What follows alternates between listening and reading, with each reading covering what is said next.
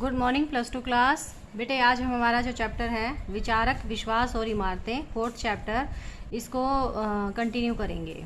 देखिए आगे हम पढ़ेंगे स्तूप के बारे में। स्तूप क्या होता है कि जो बौद्ध धर्म है ये उससे रिलेट करके हमें बताया गया है कि जो बौद्ध धर्म है उसमें स्तूप ज़्यादा बनाए जाते थे।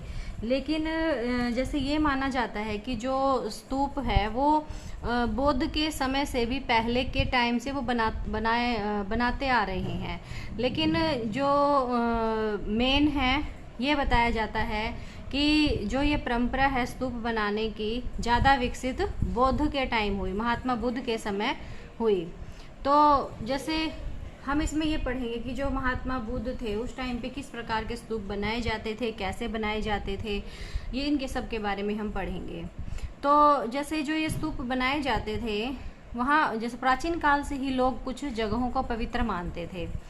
कौन सी जगह को पवित्र मानते थे? उस टाइम पे जहाँ पर ज़्यादा हरियाली होती थी, जहाँ पर खास टाइप की वनस्पति होती थी। वनस्पति का मतलब है कि जहाँ पर ज़्यादा पेड़ पौधे, जो जड़ी बूटियाँ वगैरह, फल फूल जो बहुत उपयोगी होते थे वो उनको खास वनस्पति बोला जाता था। तो जहाँ पर ये चीज़ें ज़्यादा पाई जाती थी यानी कि इम्पोर्टेंट चीज़ें जो मिलती थी वहाँ पर ये ज़्यादा बनाए जाते थे और उनको पवित्र माना जाता था। उन जगहों को अनूठी चट्टानें थी या विस्मयकारी प्राकृतिक सौंदर्य था तो वहाँ पवित्र स्थल बन जाते थे, लोग उन्हीं को पवित्र स्थल बना लेते थे।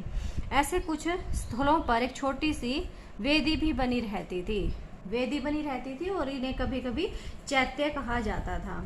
क्या कहा जाता था? चैत्य। तो बौद्ध साहित्य में कई चैत्यों की चर्चा हमें पढ़ने को मिलेगी।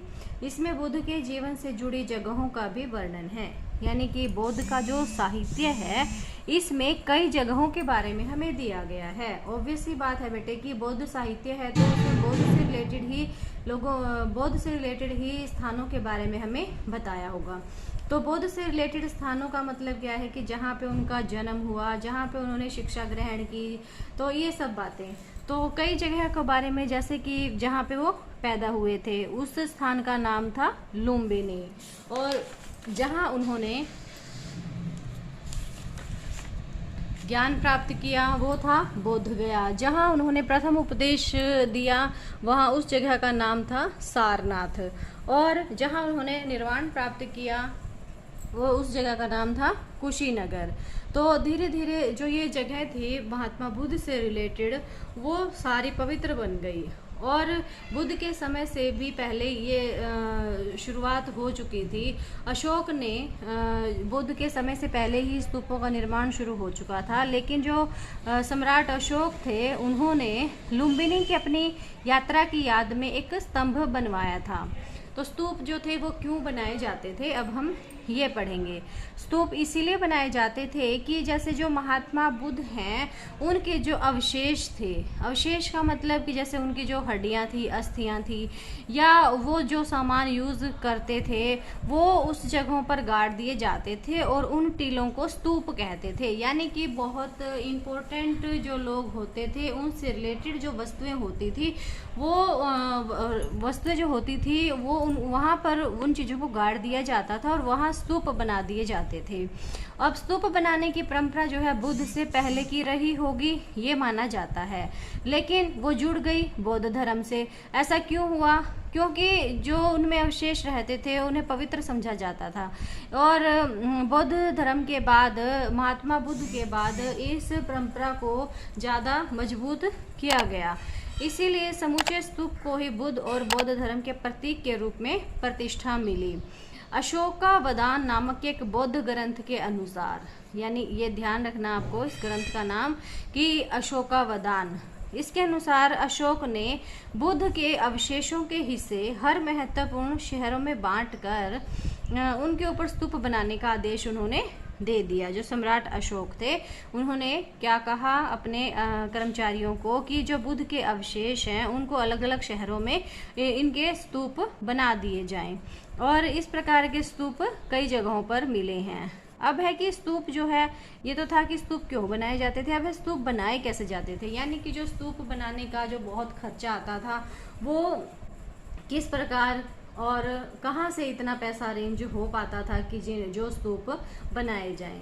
अब जो स्तूप होते हैं उनके ऊपर, जैसे कि आज भी बेटा हम मंदिर वगैरह में जाते हैं तो उन पे नाम वगैरह, दान जो लोग दान देते हैं उनके नाम हमें लिखे हुए मिलते हैं। तो इसी प्रकार जो स्तूप है वहाँ पर भी हमें उनके नाम लिखे हुए मिलते हैं। जैसे कि उस टाइम पे जो राजे महाराजा थे, शिल्पकार थे, व्यापारी थे, वो दान देते थे।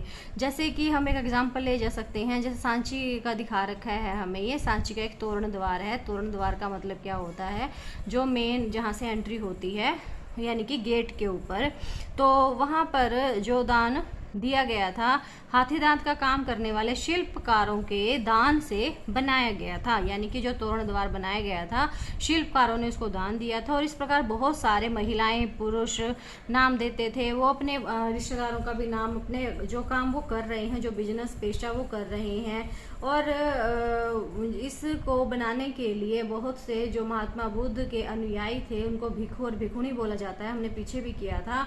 तो इन इमारतों को बनाने में उन्होंने भी बहुत सहयोग दिया। अब है स्तूप की संरचना। स्तूप की संरचना किस प्रकार की होती थी, यानी किस टाइप का वो होता था। ये जो स्तूप बनाए जाते थे वो अर्ध गोलाकार होते थे। अर्ध गोलाकार का मतलब क्या है, जैसे इस टाइप में वो स्तूप होते थे, और जिसे बाद में अंड कहा गया। धीरे धीरे जो इसकी संरचना है वो ज़्यादा जटिल होती गई। जटिल कैसे होगी, क्योंकि लोगों को ज़्यादा टेक्नोलॉजी का पता चलता रहता है धीरे धीरे, और उस काम को और अच्छा करने की वो कोशिश करती हैं। पहले तो बेटा ऐसे ये अर्ध गोलाकार की शेप में बनाए गए थे। अर्ध गोलाकार का मतलब कि हाफ सर्कल की शेप में, और जब जटिल हो गई तो इसमें कई चौकोर और गोल आकारों का संतुलन बनाया गया। अंड के ऊपर एक हर्मिका होती थी। हर्मिका क्या होती थी, यह छज्जे जैसा ढांचा, छज्जा जैसे जो ये अर्धगोलाकार शेप का बनाया जाता था, इसके ऊपर एक छज्जे जैसी शेप बनाई जाती थी, जो क्या माना जाता था, देवताओं का घर। हर्मिका से एक मस्तूल निकलता था जिसे यष्टि कहते थे, जिस पर अक्सर एक छतरी लगी होती थी बेटा, जैसे आप मंदिरों में देखते हैं। टीले के चारों ओर एक वेदिका होती थी, यानी कि जो टीला बनाया जाता था उसके चारों तरफ एक वेदिका होती थी, जो पवित्र स्थल को सामान्य दुनिया से अलग करती थी। जैसे जो मंदिर वगैरह होते हैं हम उनमें भी देखते हैं कि चारों तरफ एक बाउंड्री बनी होती है, जो कि उस स्थान को बिल्कुल अलग करती है बाहर की दुनिया से। सांची और बरहुत के प्रारंभिक स्तूप बिना अलंकरण के हैं।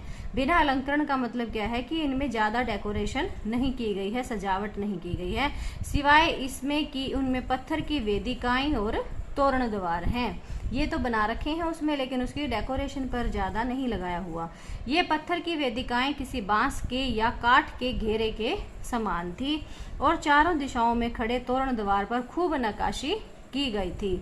जो उपासक है वो, उपासक का मतलब क्या होता है कि जो पूजा पाठ करने वाले होते हैं, जो इनकी पूजा करते हैं, उपासना करते हैं, पूर्वी तोरण द्वार से प्रवेश करके टीले को दाईं तरफ रखते हुए दक्षिणावर्त परिक्रमा करते थे। दक्षिणावर्त दक्षिण की तरफ जाते हुए, मानो वे आकाश में सूर्य के पथ का अनुकरण कर रहे हों, जिस तरह से कि सूर्य के रास्ते, आकाश में सूर्य की तरफ वो बढ़ रहे हैं। बाद में स्तूप के टीले पर भी अलंकरण और निकाशी की जाने लगी। जैसे कि बेटा अभी हमने पढ़ा कि धीरे धीरे वो टेक्नोलॉजी चेंजेज होती रहती है, तो पहले तो वो उसको सजाते नहीं थे, लेकिन बाद में उसको सजाने का काम भी शुरू हो गया। अमरावती और पेशावर में शाहजी की ढेरी में स्तूपों में ताक और मूर्तियाँ उत्कीर्ण करने की कला के काफ़ी उदाहरण हमें मिले हैं। पेशावर और की में पेशावर जिसको आज के टाइम में हम क्या, जो पाकिस्तान में है, और वहाँ पे क्या मिला है कि वहाँ पे जो पत्थर हैं उनमें मूर्तियाँ भी खुदाई करके बनाई गई है। अब है कि स्तूपों की खोज, कि जो स्तूप हैं वो कहाँ कहाँ मिले हैं। जैसा कि हमने अभी देखा कि हर स्तूप का अपना इतिहास होता है, कोई किसी से रिलेटेड है, कोई किसी से रिलेटेड है। तो जैसे कुछ इतिहास हमें बताते हैं कि वे कैसे बने हैं, इनकी खोज का भी इतिहास है। और अब हम जैसे 1796 में एक स्थानीय राजा को जो मंदिर बनाना चाहते थे, यानी 1796 में एक स्थानीय राजा जो थे वो एक मंदिर बनाना चाहते थे, अचानक अमरावती के स्तूप के अवशेष उन्हें मिले। उन्होंने उसके पत्थरों के इस्तेमाल करने का निश्चय किया। यानी अमरावती के स्तूप के अवशेष उन्हें मिले और उन्होंने क्या किया कि उनके पत्थरों का इस्तेमाल करने का निश्चय किया। उन्हें ऐसे लगा कि इस छोटी सी पहाड़ी में जरूर कोई खजाना छुपा होगा। यानी उन्होंने जो अमरावती का स्तूप का यूज़ करने का सोचा, तो उनको क्या लगा कि इसमें जरूर कोई खजाना छुपा होगा।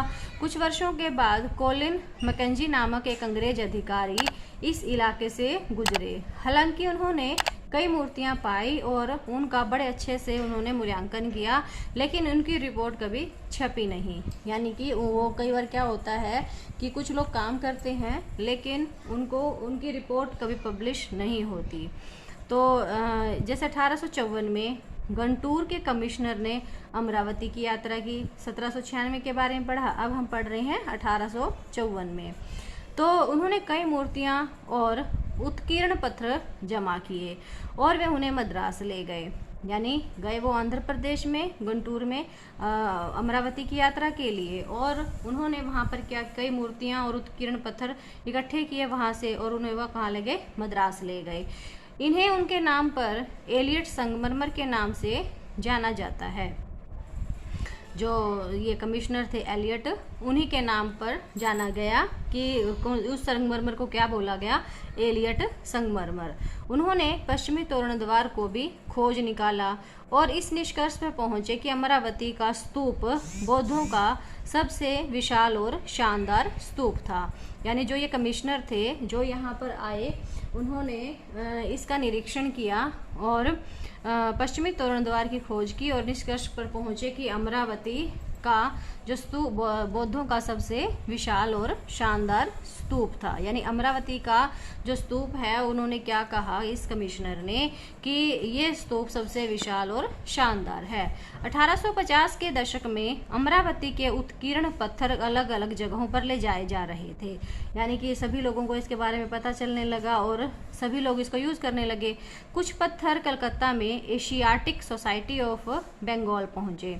ये बेटे ध्यान रखना है आपको कि ये पत्थर कहाँ कहाँ ले जाए गए, मद्रास ले जाए गए, बंगाल ले जाए गए।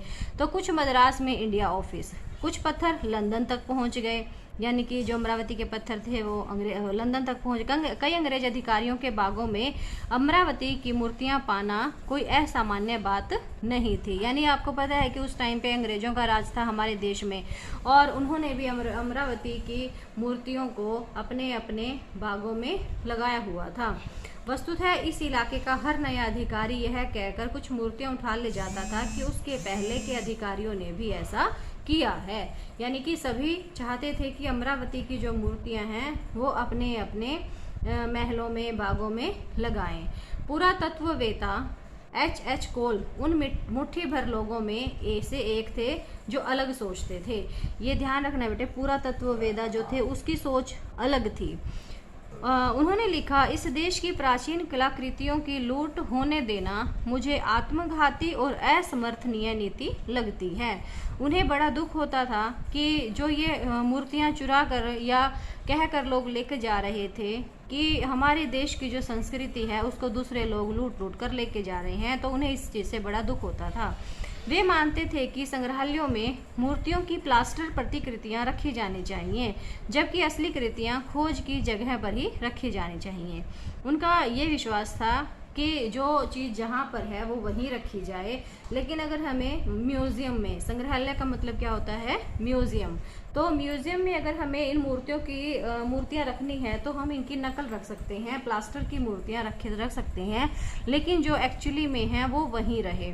दुर्भाग्य से कोल अधिकारियों को अमरावती पर इस बात के लिए राजी नहीं कर पाए, लेकिन खोज की जगह पर ही संरक्षण की बात को सांची के लिए मान लिया गया।